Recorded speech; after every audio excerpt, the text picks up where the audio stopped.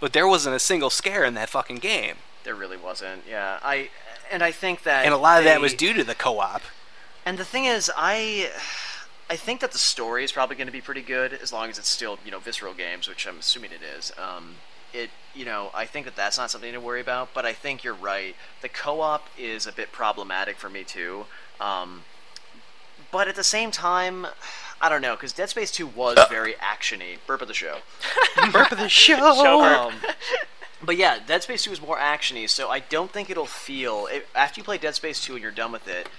I don't think you'll feel as apprehensive about it, because the tonal shift of Dead Space 2 from Dead Space 1 is pretty noticeable, and I don't think it'll feel like as much of a leap to go into co-op mode in the next one. But it will be probably less scary, which sucks, and I don't like that. But the single player mode will probably still be pretty good. Hopefully, yeah. I'm sure the single player campaign will probably stand up. I think. What do you think, Joe? Did you play the Dead Space series?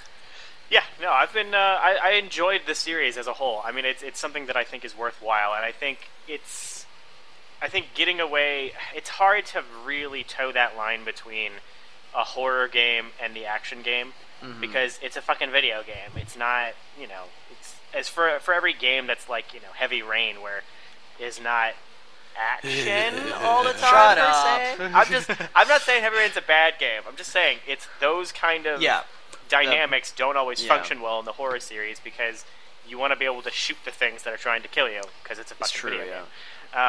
So it's very difficult to not branch into action game at some point.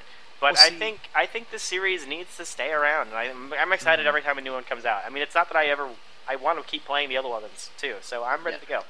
Well, and Nate, no disrespect to you as a fan of the Alien franchise, but I'm going to refer to Joe here because Joe, you've pretty much demonstrated you have an encyclopedic memory of that entire mythos.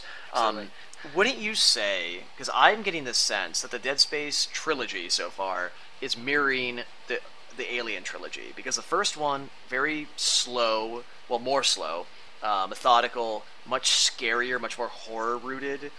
And then the second one, like Aliens, is much more action-oriented. Still scary and intense, but very intense, really scary. And then this one takes place on an ice planet, or a colony of sorts, whereas Alien 3 took place on a planet as well. So I feel like that they're kind of going in that progression that seems to make sense. You go from ship to colony to planet. That's the exact same progression as in the Alien trilogy.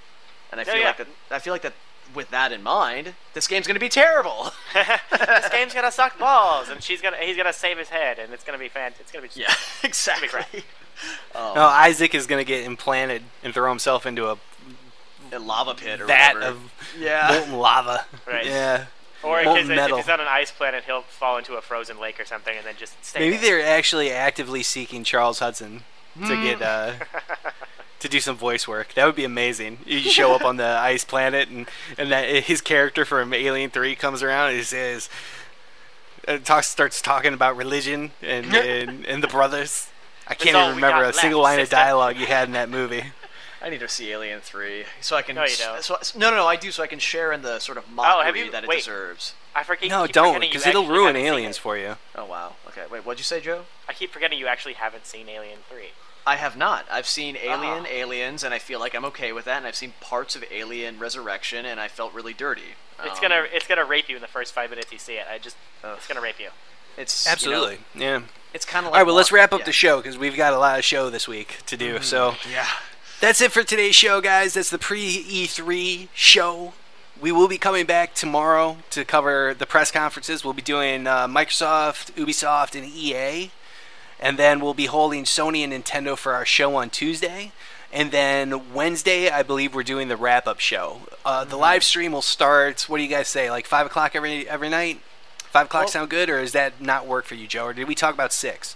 We talked about a little later, 6 or 7, something like that. 6 or 7? Okay, so let's just make it 7. Live stream starts at 7 o'clock, Monday, Tuesday, and Wednesday. So check us out on Twitch TV. We'll be live every day, 7 p.m. Check out the site for all the E3 coverage you want, www.pixelapocalypse.com.